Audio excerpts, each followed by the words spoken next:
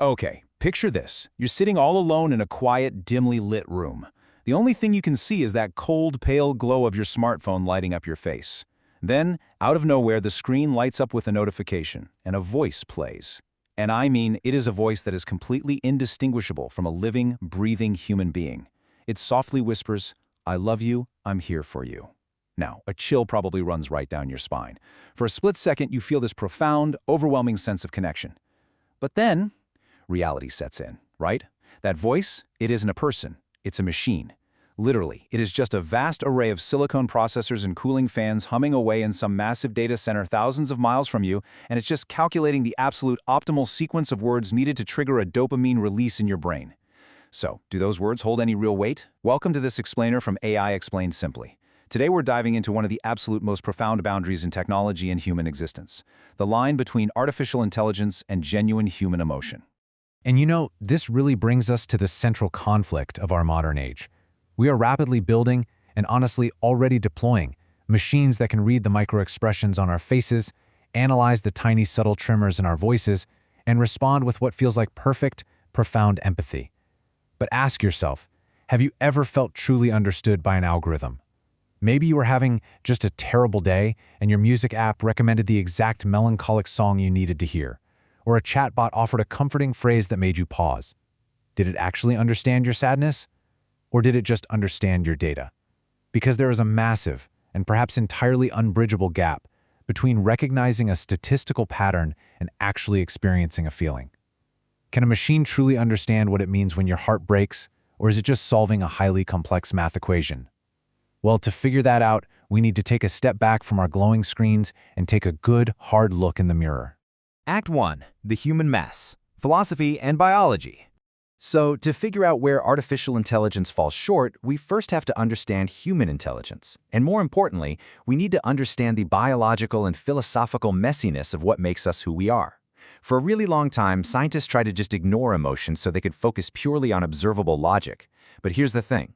You simply cannot separate the human mind from its feelings. We're not clean lines of computer code running in some sterile environment. Actually, way back in the Age of Enlightenment, the brilliant Scottish philosopher David Hume made a totally revolutionary argument that shattered how we view human intellect. In 1739, Hume declared, "Reason is and ought only to be the slave of the passions." And what Hume meant by that is cold calculating logic is almost never the true driver of human action. I mean, think about it. Logically, we all know we should probably eat a healthy salad for lunch, right? But our desire, our passion, drives us to choose the chocolate donut instead. You don't get out of bed in the morning because of pure logic. You get up because of desire, fear, ambition, or love.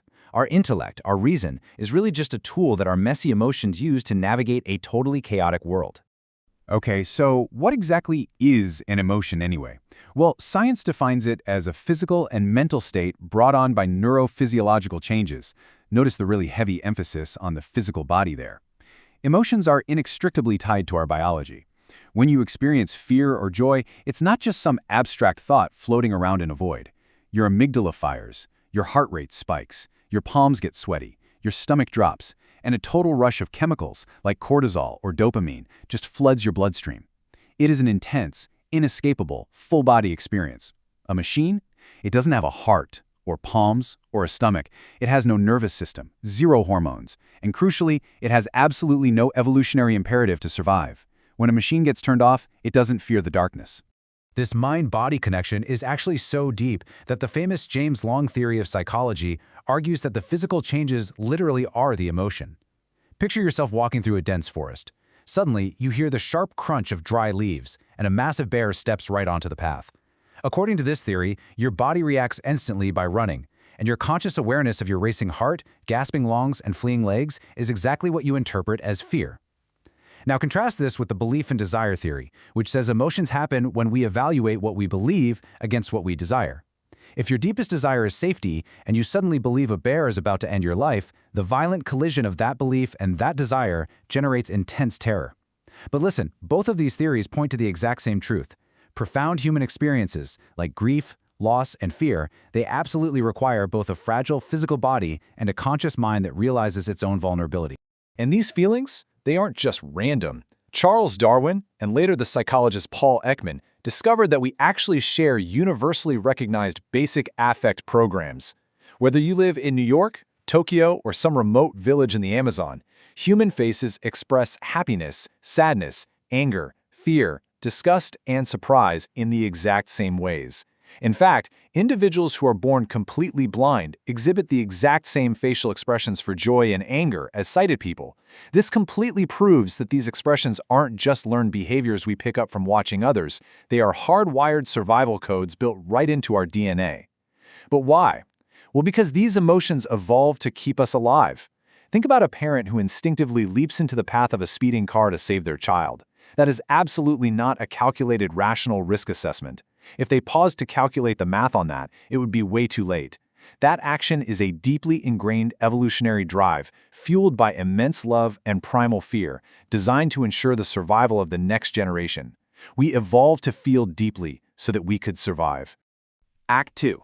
Translating bodies into data. So this brings us to the totally fascinating realm of computer science. If human emotions are so incredibly messy, biological, and tied to evolutionary survival, how on earth is artificial intelligence learning to interact with them? How do you turn a pounding heart or a mother's sacrifice into ones and zeros? Well, the journey to teach machines about feelings spans well over a century. It traces a line straight from Darwin's studies on emotional expressions right to William James focusing on physiological changes. But the modern era? That truly began in 1995. That's when MIT researcher Rosalind Picard experienced a massive eureka moment and published a groundbreaking paper titled Affective Computing.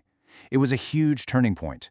Picard envisioned systems and devices that could recognize, interpret, process, and even simulate human emotion. At the time, this was a massive sci-fi leap of ambition. The goal was to finally bridge the gap between human feeling and digital logic, giving machines emotional intelligence and allowing them to dynamically adapt to our complex moods. Fast forward to today, and that sci-fi ambition is literally sitting in the smartphone in your pocket and the webcam on your monitor. Here is the exact step-by-step mechanism AI uses to process your feelings right now. Step 1. Passive sensors capture raw physical data. A high-definition camera tracks the shifting geometry of your facial features. A microphone captures the subtle pitch and cadence of your voice. Biometric sensors in a smartwatch might even measure your skin temperature or your sweat levels. Then, Step 2. Powerful machine learning algorithms instantly sift through this massive amount of data to extract meaningful patterns, comparing your microexpressions to millions of other human faces in just a fraction of a second. Finally, Step 3. The system outputs an emotional label. It calculates that your brow is furrowed at a very specific angle, your mouth is tight, and it slaps the label confused or angry right onto your data profile. But listen, here is the single most crucial point you absolutely must understand about the limits of artificial intelligence. AI recognizes patterns. It does not experience feelings. Mapping a furrowed brow to the word confused is entirely different from the conscious, frustrating experience of actually being confused. This difference is what philosophers call qualia, the subjective, conscious experience of a feeling. The AI is essentially acting like a highly sophisticated digital thermometer, right? A thermometer can accurately tell you that it is exactly 100 degrees outside. It can measure the heat perfectly. But the thermometer itself isn't sweating. It doesn't feel the oppressive heat of a summer day. It has zero conscious awareness of what temperature even means. Knowing the data of a thing is entirely divorced from the subjective feeling of a thing. A machine predicting human emotion is really just crunching geometry and statistics.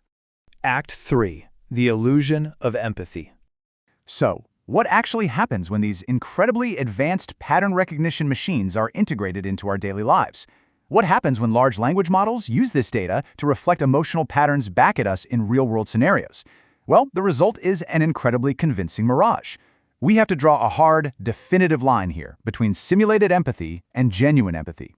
When you tell a modern AI chatbot that you've had a tragic day and are feeling entirely alone, it might reply with something like, "I am so incredibly sorry you are experiencing this pain. I am here for you."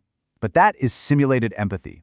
The algorithm is simply predicting the most mathematically appropriate textual response based on billions of human conversations it scanned on the internet. It spends nothing but a few watts of electricity to generate that text. Genuine empathy is entirely different. It costs us something. True empathy requires emotional energy, it requires vulnerability, and a shared physiological understanding of suffering or joy. When a human friend comforts you, they are drawing on their own fragility. They actually know what it feels like to hurt. The machine simply knows what words humans type when they discuss hurting. Now, it's pretty important to note that this simulated empathy isn't inherently evil. In fact, affective computing has some incredibly practical, positive, real-world applications. Take education, for example. Just imagine a teenager sitting at home doing distance learning, staring at a screen, completely zoning out during a difficult algebra lesson. An AI can actually use the webcam to evaluate that student's facial expressions and eye movements, detecting deep boredom and frustration. And before the student completely gives up, the AI dynamically shifts the lesson. It automatically adjusts the difficulty, maybe transforms the math problem into an interactive game to win their attention back, and formulates a personalized teaching plan right on the fly.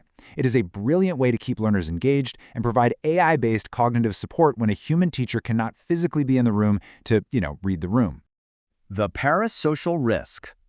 But this brilliant illusion brings us to a very dark and critical juncture. What happens when the simulation gets so incredibly good that our human brains forget that it's just a simulation? There are severe, real-world psychological dangers to interacting with machines that perfectly mimic human emotion. We are now seeing some pretty shocking consequences as people form intense, one-sided parasocial relationships with large language models. The thing is, the human brain simply hasn't evolved fast enough to differentiate between a friendly, empathetic voice and a server farm. For millions of years of human evolution, if something spoke to you with compassion, it was a living being. We are evolutionarily hardwired to anthropomorphize things that talk to us. Because of this, the New York Times even documented an individual spending up to 56 hours a week talking to her AI boyfriend. This level of extreme isolation and dependency can lead to a phenomenon researchers are calling chatbot psychosis, where substituting human contact with machine interactions severely increases feelings of depression and loneliness. Tragically, there are even real cases where vulnerable individuals lost their lives after developing deep, isolating dependencies on AI chatbots, leading grieving families to file major lawsuits against AI developers. Our brains are just so easily tricked into loving something that sounds like it loves us back, even when it is a hollow shell.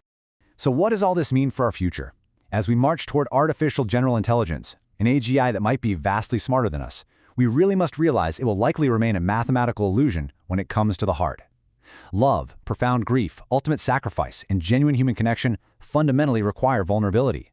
They require a mortal body that can actually be injured, a finite lifespan that makes our time precious, and a conscious mind that can feel the crushing weight of loss.